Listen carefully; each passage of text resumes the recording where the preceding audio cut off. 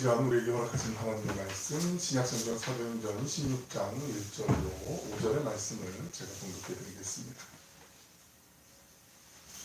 바울이 더베와 루스드라에도 이름에 거기 디모데라 하는 제자가 있으니 그 어머니는 믿은 유대 여자요 아버지는 헬라인이라.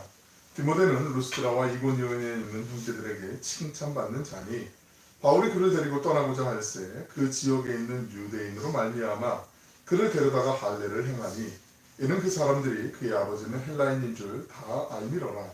여러 성으로 다녀갈 때에 예루살렘에 있는 사도와 장로들이 작정한 규례를 그들에게 주어 지키게 하니 이에 여러 교회가 믿음이 더 굳건해지고 수가 날마다 늘어가니라.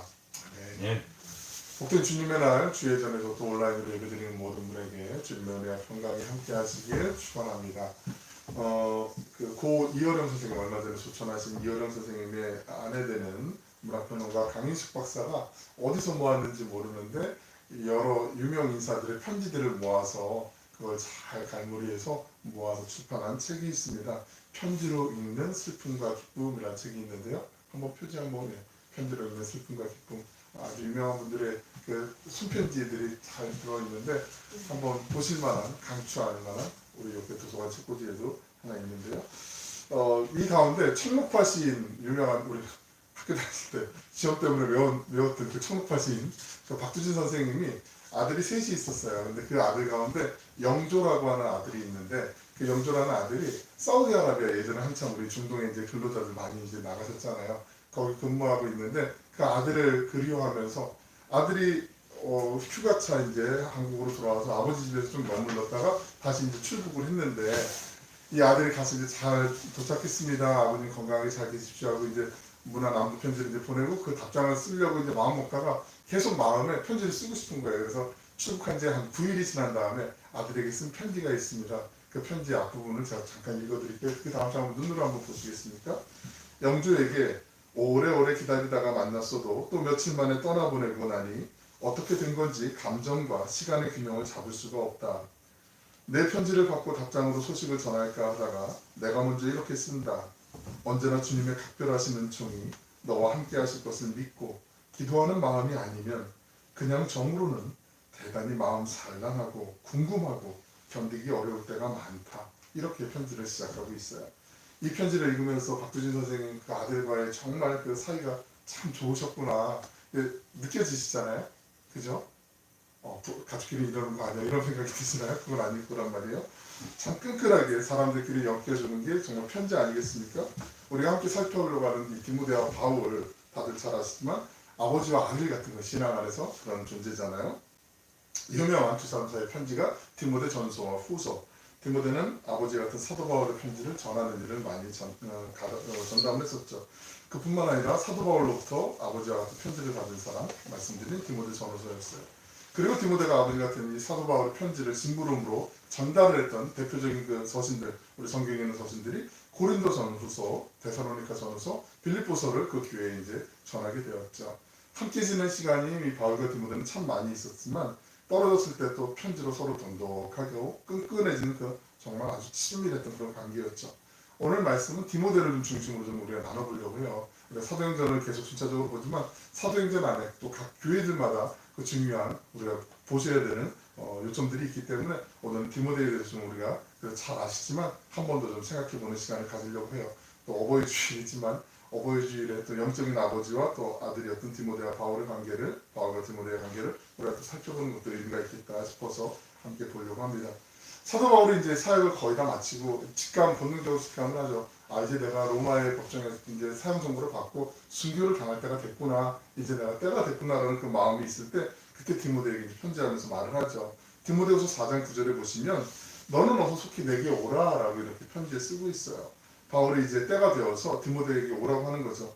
디모데에게 꽤 많은 심부름을 시켰어요. 야, 여기 좀 가봐, 저기 좀 가봐, 저기 무슨 일 터졌대, 빨리 가서 좀 수습 좀 해봐, 너가 여기 좀 맡아줘봐, 막 이런 얘기를 많이 했는데 디모데에게 이제 어서 속히 내게 오라라고 그렇게 이야기하고 있어요. 초대교회 여러 교회 지도자들이 있었잖아요. 잘 아시지만 그 가운데 굳이 구분을 하자면 1세대 처음 초창기 초대교회 1세대 지도자들은 누가 뭐라고 해도 베드로 그리고 요한이에요. 그리고 예루살렘 교회 담임 목사님 역할을 했던 예수님의 젖동생 야고보, 이렇게 3명과 사도 바울 이렇게 4명을 초대교회 1세대 지도자라고 우리가 볼 수가 있어요. 베드로와 요한과 야고보와 사도 바울. 그럼 2세대 그 초대교회 그 바톤을 이어받는 차세대 리더급 되는 지도자들은 누구였을까? 우리가 여러 가지로 뭐 바라볼 수 있는데 성경에 있는 내용들은 그대로 한번 유추해서 따라가 보면 누가 그리고 마가 디모데 디도 이렇게 볼 수가 있어요. 누가와 마가와 디모데와 디도 이렇게 4명을 볼 수가 있어요. 그런데 누가와 디모데와 디도는 바울이 이 사람들이 사역 현장에 열심히 최선을 다할 수 있도록 길러준, 어쩌면 키워준 바울의 제자 같은 사람이었어요. 그리고 마가는 베드로의 제자 같은 사람이었어요.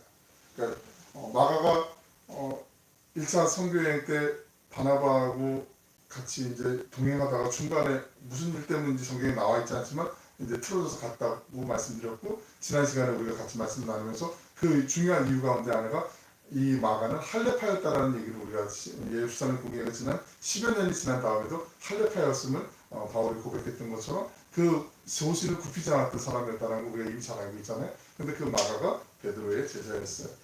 아들 같은 베드로에게는 아들 같은 존재였거든요.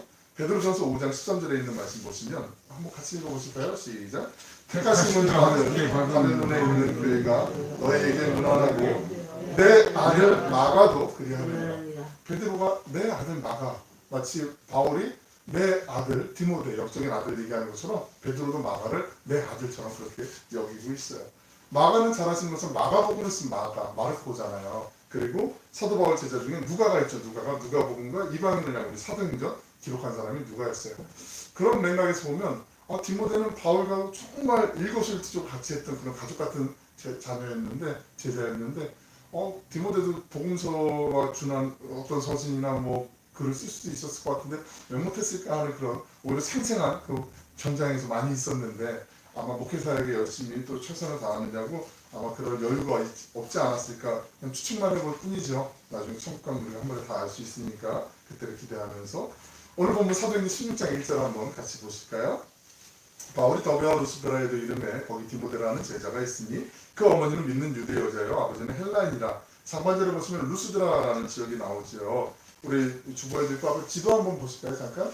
지도를 계속 이렇게 주보에 넣어드리는 거 한번 그 지명들 한번 잘 눈여겨 보시면 반복돼서 나오는 곳이 있고, 이게 지금 2차 선교여행 때 이제 바울이 갔던 길이거든요. 오른쪽 분홍색 위에 수리아 위에 안디옥, 수리아 안디옥이 있고 중간에 보면은 비스디아 안디옥이 있다라는 건 말씀 많이 드렸으니까 수리아 안디옥, 거기가 이제 안디옥 교회가 있는 곳이고요. 거기서 위쪽으로 올라가면 길리기아라는 지역이 있는데 그 밑에 쪽에 해안선 쪽에 다소라는 하는 도시가 있잖아요. 그 다소가 바울의 고향이잖아요. 바울의 그 길리기아에서 이제 더베에서 루스드라, 이고니온, 이 비스디아 안디옥, 이고니온, 루스드라, 더베가 예전에 1차 선교 여행 때는 실루기아, 안디옥 밑에 수리아 안디옥 옆에 있는 실루기아에서 북으로 키프로스라고 하는 그 섬으로 해서 바울이 배를 타고 이렇게 이동을 했던 방향이었는데 2차 선교 여행 때는 반대쪽으로 이렇게 위로 해서 내륙으로 넘어서 이렇게 갔던 지역이거든요. 이 디모데가 이제 루스드라라고 하는 지역에서 이제 태어났다라는 거죠. 디모데의 고향이 루스드라였다라고 얘기해요. 16장 1절에서 디모데라는 제자가 있으니라고 말하는데, 제자라는 얘기를 하면 우리가 그냥 말씀 보다 보면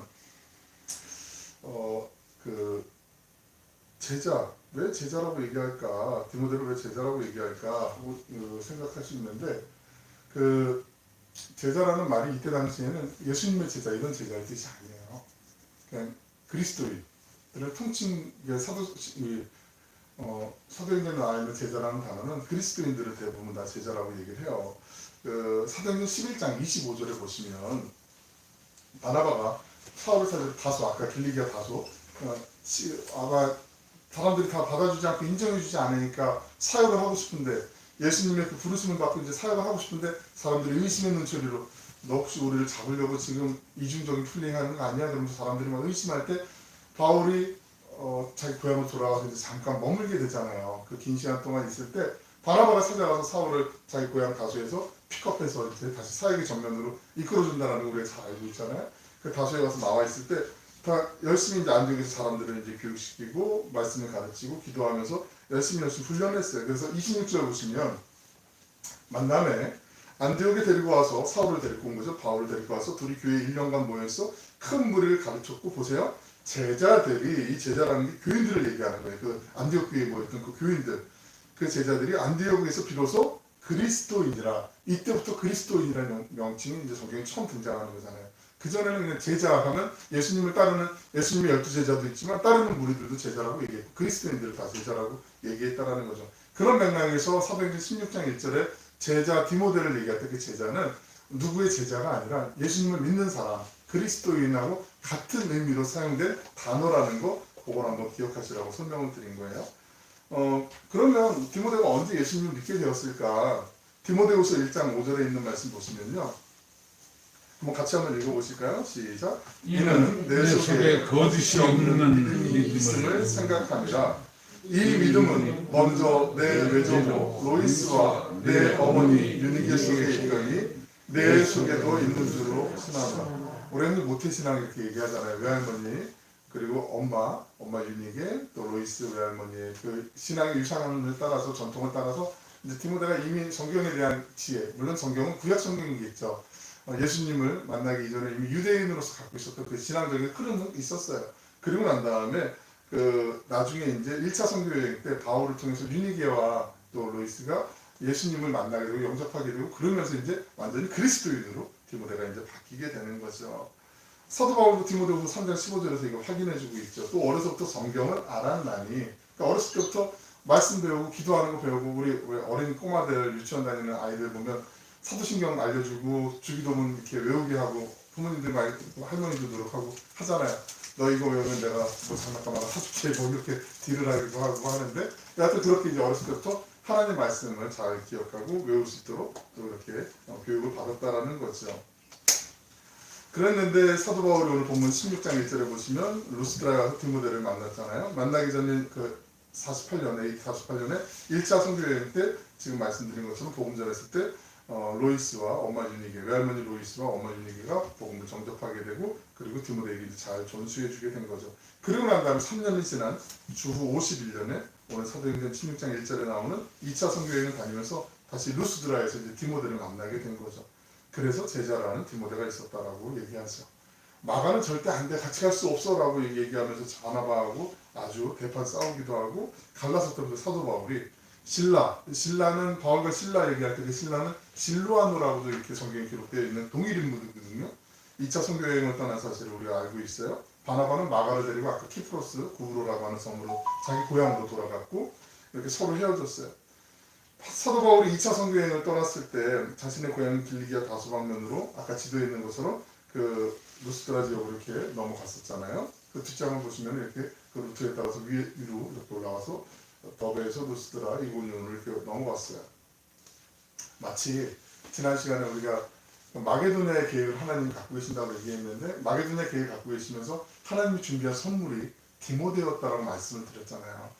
마가는 어찌 보면 디모데의 역할을 감당할 수 있는 사람이었는데, 마가와 디모데를 하나님이 이렇게 바꿔주신 것 같은 그런 인상을 성경을 읽다 보면 많이 받게 돼요.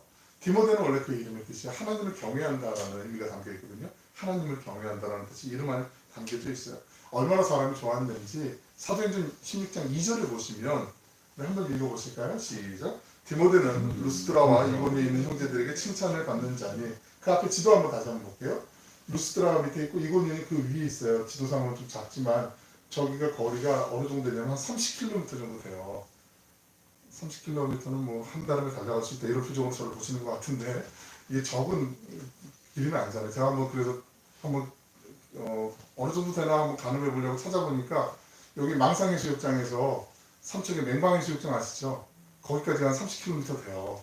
그러니까 여기 동해 위쪽 끝자락에부터 삼척 남부 지역까지 그 거리 동안에 그 공간에 있는 사람들에게, 그 지역에 있는 사람들에게 디모데, 참 괜찮은 사람, 괜찮은 청년이야, 그 자자한 소문이 났던 사람이에요. 그 정도는 나도 나는데 이런 건 아니잖아요. 상당히 인격적으로도 그렇고 사람들에게 인품으로 여러 가지 면으로 이제 존경을 받고 인정을 받았던 그런 사람이 디모데였다라는 거죠. 바울이 이제 이 디모데를 2차 선교여행에 이제 멤버로 합류를 시켜요. 제자로 같이 따라가게 해요. 16절 하반절을 보시면 어머니는 믿는 유대 여인이요, 아버지는 헬라인이라고 이렇게 얘기하고 있어요. 이미 잘 알고 계시지만 유대인들은 혈통을 따질 때 목의 혈통이에요. 엄마가 유대인이냐 아니냐가 중요해요. 엄마가 유대인이면 자녀는 무조건 유대인이에요. 근데 엄마가 유대인이 아니면 유대인이 되게 어려워요. 유대인으로 인정을 안 해줘요. 아빠가 유대인이어서 별로 안 따져요. 희한하죠? 상당히 모성적인 것보다는 부성적인 게 강한 시대였지만 이 유대 민족은 그렇게 따지고 인정을 했어요. 엄마가 중요했어요. 하지만 문제가 있어요. 어떤 문제냐면 대개 엄마만 유대인이고 아빠가 이방인이면 자녀들에게 할례를 거의 안 해줘요. 아빠가 별로 관심이 없어요. 할례는 남자들이 감당해야 되는 몫이었기 때문에 그래요. 할례가 창세기 17장에 제일 먼저 나오거든요. 창세기 17장 12절을 잘 읽어드릴게요. 너희 대대로 모든 남자는 집에서 난 자나 출생한 사람이나 또 너희 자손이 아니라 이방 사람에게 돈으로 사는 자를 막론하고, 그러니까 그때 노예들, 종들이나 이런 사람들 난지 8일 만에 모두 다 할례를 받으라고 하나님 처음 이제 명령을 이때 내려주잖아요. 그리고 출애굽기 4장 24절 이하를 보시면 잘 아시는 모세가 이제 하나님께 갑자기 뭐 어떤 맥락 설명도 없어요. 단락이 바뀌면서 갑자기 죽을 만한 위기에 처하게 돼요. 그때 시보라, 그 아내였던 시보라가 그 상황이 왜 그런지 분명히 캐치를 하고 그때 돌칼로 자기 아들을 이제 할례를 행하게 되죠. 그 기록을 한번 볼까요? 그 다음 장 한번 넘겨볼까요? 시보라가 돌칼을 가져다가 그의 아들 표피를 베어 그의 발에 갖다대며 이들 당신의 삶으로 내게 피해 남편이로다 하니 26절 넘겨보면 여호와께서 그를 놓아주시니라. 할례 때문에 모세가 죽을 뻔했어요. 그래서 그때 유일하게 모세의 아내였던 시보라가 처음 여성으로서 할례를 하고 그 이외에는 성경에 여성이 할례를 행했다는 얘기는 전혀 없어요. 그러니까 이 할례는 남자의 영역이었는데 아빠가 이방인이면 할례 제도가 뭐 중요한데 그 무엇이 중요한데 이러면서 이제 막 생각할 수도 있고 그냥 살아 괜찮아 우리 스타일대로 살아면 이렇게 넘어갈 수 있었다라는 거죠. 그런데 이미 청년이 되었고 이제 어른이 된 디모데였는데 사도 바울이 보면 오늘 16장 3절에 보시면 바울이 그를 데리고 떠나고자 했을 때 그 지역에 있는 유대인으로 말미암아 그를 데려다가 할례를 행하니, 요것만 딱 보면 문맥이 혹시 뭐 유대인 중에 다른 사람이 와서 할례를 행해 준 거 아닌가 볼 수도 있는데 바울이 한 거거든요. 유대인으로 말미암아라는 얘기는 유대인들이 얘가 분명히 아빠가 이방인인 거 알고 엄마가 유대인인 거 알지만 할례를 안 받았다는 거 다 알고 있어요. 디모데가. 그러니까 그거 갖고 시비를 걸 수 있다는 거죠. 그것 때문에 바울이 디모데를 데려다가 할례를 줬다라고 얘기하는 거예요. 이게요 정말 쉽지 않은 거예요. 놀라운 일이에요. 우리가 지난 시간에 정말 열띤 농방 속에 그 갈라서게 된 바울과 바나바가 어떻게 위로의 아들인 이 바나바가 바울하고 대판 싸우고 헤어질 수가 있을까, 어떻게 사도 바울이 싸울 수가 있을까, 그런 생각을 하면서 말씀을 받잖아요. 그런데 그 와중에 철저하게 할례에 대해서 반대했던 것 같은 그 바울이 어떻게 할례를 할 수 있을까? 여러분 의아하지 않으세요? 할례 그러면 막 정말 피를 토하듯이 반대했던 사람이 바울이었는데, 근데 바울이 할례를 거부했던 것, 할례를 안 받아도 된다고 얘기했던 건 구원을 받는데 예수를 믿으면 족하다, 구원받기 위해서 할례를 수반해야 된다라는 얘기를 거부한 거지, 할례 자체, 유대인들이 여태까지 지키고 있던 그 관습, 유대인들의 문화를 그걸 거부하거나 그걸 반대하지는 않았다라는 거죠. 유대인으로서 유대인의 문화는 존중해줬던 게 바울이었거든요. 그러니까 디모데가 만약에 할례를 안 받고 유대인들이 있는 곳에 나아가게 되면 저는 할례도 안 받은 유대인인데 좀 반쪽짜리 아니야? 이렇게 비아냥을 거리거나 사람들이 그 디모데가 인정을 못 받을 수 있기 때문에 그래서 할례를 행한 거예요. 그러니까 오히려 본질이 무엇인지를 분명하게 바울이 알려주고자 디모데에게 할례를 행하게 된 거예요. 그런데 한번 여러분 생각해 보세요. 나이가 어리지 않잖아요. 어렸을 때는 뭐 부모님이 할 수도 있고 뭐 요즘처럼 병원에 가서 할 수도 있겠지만 그렇지 않은 상황이었단 말이죠. 만약에 디모데가 지금 무슨 소리 하는 거예요? 지금 내가 선생님이 지금 예루살렘 공의회 때 이거 할례 안 받아도 된다고 얘기했다는 거 우리 다 알고 있어요. 근데 왜 갑자기 생뚱맞게 이러세요라고 만약에 따지거나 반대하거나 거부했으면 아마 디모데는 바울과 함께 평생 이렇게 동역자로 믿음의 영적인 아버지와 아들의 관계를 이렇게 나아가지 못했을 거예요. 근데 디모데는 철저하게 순종을 했어요. 우리가 이 당시 복음전도 선교라고 생각하면 오늘날 선교하고 잘 이렇게 연결해서 생각하기 때문에 선교하러 나갔으니까 이방인들 저 뭐 미기한 부족이든지 다른 나라 다른 언어를 쓰고 있는 사람들에게 가서 말씀을 전하고 복음을 전하나 보다 이렇게 생각하기 쉬운데 사도행전을 천천히 다 보시면 지난번에 한번 예전에 설명을 드렸지만 이 유대인들이 그리스도인들이 선교하러 나갔을 때 제일 먼저 찾은 곳이 있어요. 그게 바로 시나고그라고 하는 회당이에요. 회당. 유대인들은 회당을 중심으로 이민자들, 디아스포라, 흩어진 사람들이 회당을 중심으로 집도 짓고 거기 일자리를 만들고 이렇게 커뮤니티를 만들었기 때문에 공동체 생활을 했기 때문에 회당이 제일 중요했어요. 회당은 주일에만 말씀 공부하고 예배드리는 곳이 아니라 주중에는 평소에는 여행객들이 잠깐 머무는 숙소처럼 게스트하우스 역할도 했었고, 아이들이 와서 뛰어놀기도 하고, 우리 옛날 서당처럼 거기서 글도 배우고 말씀도 배우고 이랬던 곳이 회당이었다고 말씀을 드렸어요. 그러니까 바울이나 베드로나 여러 이 사도들이나 제자들이 복음 전하러 갈 때, 이방 나라에 갈 때 거기 제일 먼저 찾는 곳은 유대인들이 모여있는 그 공동체의 회당이었어요. 그래서 그 회당에서 말씀을 전하게 돼요. 사도행전 18장 1절과 4절을 같이 한번 보실까요? 바울이 고린도에 갔을 때 브리스가와 아굴라를 만났잖아요. 18장 1절을 보면 그 후에 바울이 아덴을 떠나 고린도에 이르러, 4절 보시면 안식일마다 바울이 회당에서 강론하고, 그러니까 안식일이 될 때 주일날 우리 식으로 얘기하면 그때 모여서 회당에 모여서 이제 하나님 말씀을 이제 서로 나누잖아요. 이때 그 관습이 있다고 말씀드렸어요. 회당장이 하나님의 말씀을 이제 딱 읽어요. 그러고 난 다음에 꼭 물어보게 된다고 말씀드렸어요. 그 모여있는 회중들에게 혹시 이 말씀에 대해서 제가 설명드린 거 말고 혹시 알고 계시는 것 더 자세히 우리에게 말씀을 좀 풀어주실 분이 계십니까? 라고 회당장에 꼭 질문하게 된다라고 말씀을 드렸어요. 그때 바울이 손들고 그 말씀은 이런 뜻입니다 하면서 그때 복음에 대해서 예수 그리스도가 이 땅에 오신 우리를 위한 구세주이신 것을 바울이 증거하고 그렇게 회당에서 전도를 했다고 말씀을 드렸어요.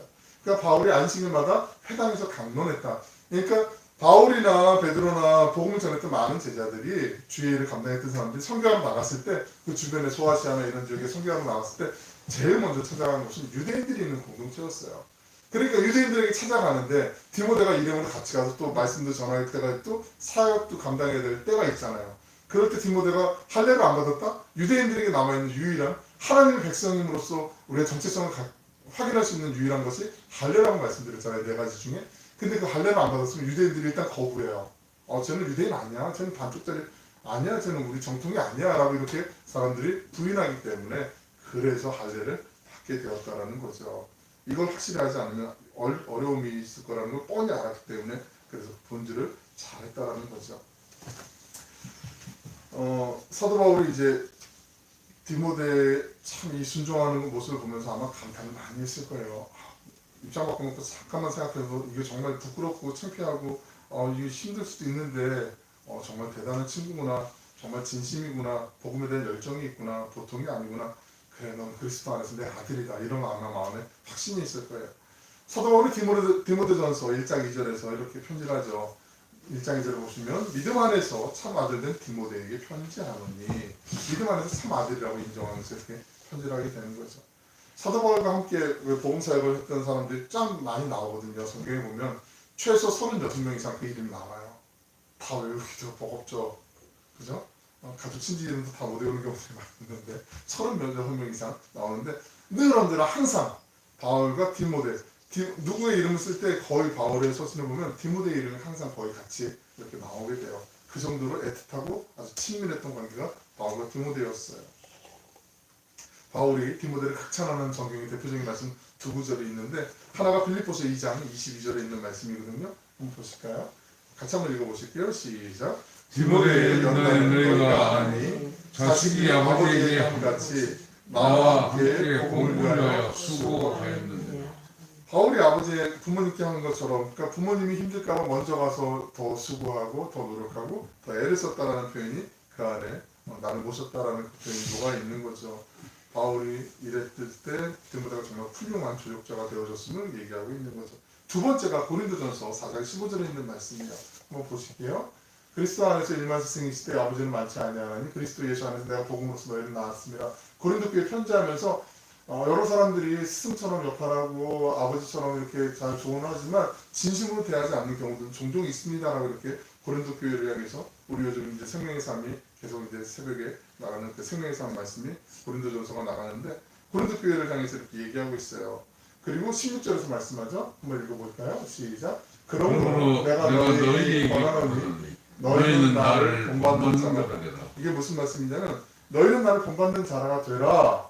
가로 열고 디모데처럼 가로 닫고, 이 얘기예요.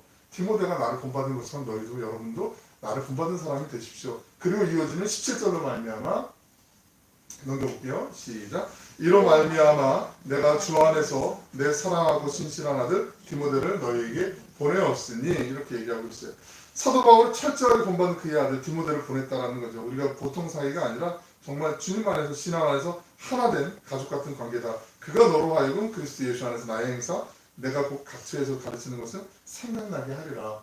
믿을 만한 나의 아들 영적인 아들 디모데를 너 여러분에게 보냅니다라고 디모데를 보고 본받으라고 그렇게 얘기한 거예요. 이게 엄청난 칭찬이거든요. 누가 감히 여러분은 나를 본받는 사람이 되십시오 이렇게 교만이 충만한 얘기처럼 들릴 수가 있거든요. 디모데처럼 이렇게 본받아야 됩니다. 우리의 삶을 디모데가 잘 얘기해 줄 겁니다라고 이렇게 권면하는 거죠. 디모데는 사도 바울의 가르침을 정말 전적으로 수용했고 따라갔던 사람이에요. 그래서 사도 바울이 말하는 대로 순종하면서 열심히 지켰어요. 디모데는 잘 아시는 것처럼 몸이 좀 허약했던 사람이잖아요. 위장의 장애도 좀 있었고 그런 어려움이 있었지만 그럼에도 불구하고 아주 꿋꿋하게 묵묵하게 잘 따라갔죠. 디모데후서 4장 9절에 있는 말씀 보시면 사도 바울이 너는 어서 속히 내게로 오라라고 말씀해요. 디모데후서 4장 21절에서 이렇게 또 바울이 한번 재촉을 하죠. 너는 겨울 전에 어서 오라라고 이렇게 얘기하고 있어요. 아마 이 편지 읽으면서 디모데가 눈물을 막 펑펑 흘리면서 한 달은 아마 달려갔을 거예요. 그때 로마로 달려가서 히브리서 13장 23절을 보시면 우리가 이렇게 디모데가 놓인 것은 너희가 아나 디모데가 이때 상황에 로마 감옥에 있었다가 잠깐 나온 거거든요.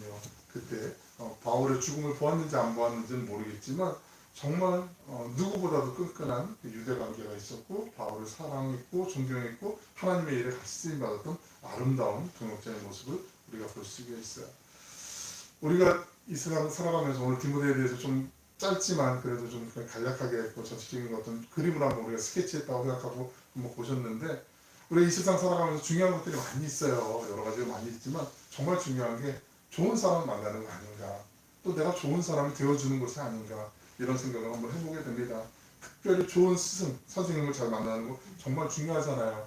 내가 정말 뭐 믿기까지는 아니어도 따라갈 수 있는 사람, 신뢰할 만한 사람 그리고 정말 다른 길 가는구나 노력하는구나라고 인정할 수 있고 좀 그래도 저 사람 그래도 배울 점이 많이 있어라고 생각하는 그런 분이 있는 거 참 좋지 않겠습니까?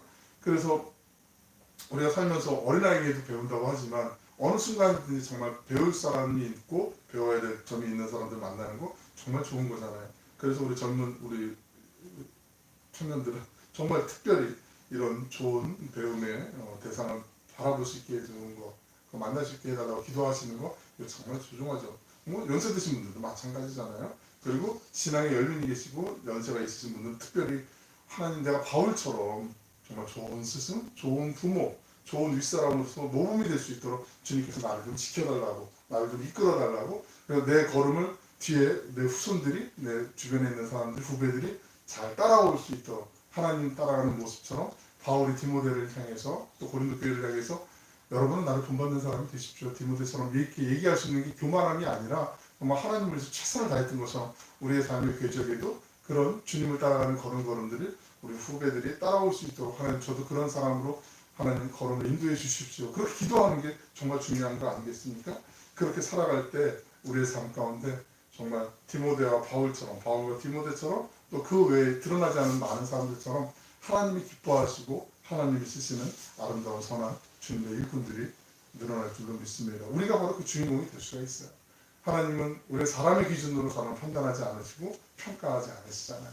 우리의 마음의 중심을 보시는 하나님 앞에 오늘도 우리에게 주신 소중한 가족 그리고 우리의 신앙의 공동체 소중한 만남을 주신 우리 한 형제 자매들 그 안에서 하나님 내가 선한 주님의 도구로 쓰임받을 수 있도록 하나님 내가 오늘 주님을 따르는 제자로 디모데처럼 내가 주님을 따르는 주의 일꾼으로 바울처럼 쓰임받기를 원합니다. 주님 나를 붙잡아 주옵소서. 그 믿음으로 우리 한 주간 또 성실하게 또 승리하는 우리 모두가 되시기를 주님의 이름으로 축원합니다. 기도하겠습니다. 사랑하는 풍성하시고 자비로우신 아버지 하나님 오늘도 우리의 걸음을 주님 전으로 인도하시고 우리의 마음을 향하게 하시며 함께 온라인으로 또 예배드리게 하시니 감사드립니다. 우리의 연약함을 잘 아시는 하나님께서 우리의 몸과 마음과 영혼 늘 언제나 주님의 영으로 충만하게 채워주시고 우리가 무엇을 행해야 될지를 분별하지 못할 때 분별할 수 있는 분별력도 허락하여 주옵소서. 세상에 참 많은 유혹이 있고 어려움이 있고 흔들림이 있습니다.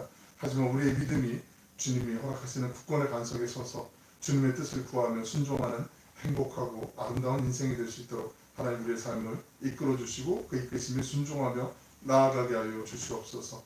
우리가 달려가는 인생길 가운데 저희 모두 좋은 사람 만나게 하여 주시고 우리가 좋은 사람이 되게 하여 주셔서 복된 관계, 아름다운 관계를 이루는 삶을 살다가 하나님께 영광 올려드리는 귀한 인생들이 되게 하여 주시길 원합니다. 가정마다 우리 삶의 모든 현장마다 하나님의 은혜가 충만할 수 있도록 주님 지켜주심을 믿습니다. 이를 통해서 하나님께 감사와 그 영광을 올려드리는 우리의 삶이 되게 하시고 우리의 가정이 되게 하시고 우리의 신앙 공동체가 되게 하여 주시옵소서. 사랑의 말씀 예수님의 이름으로 기도 올려옵나이다. 아멘.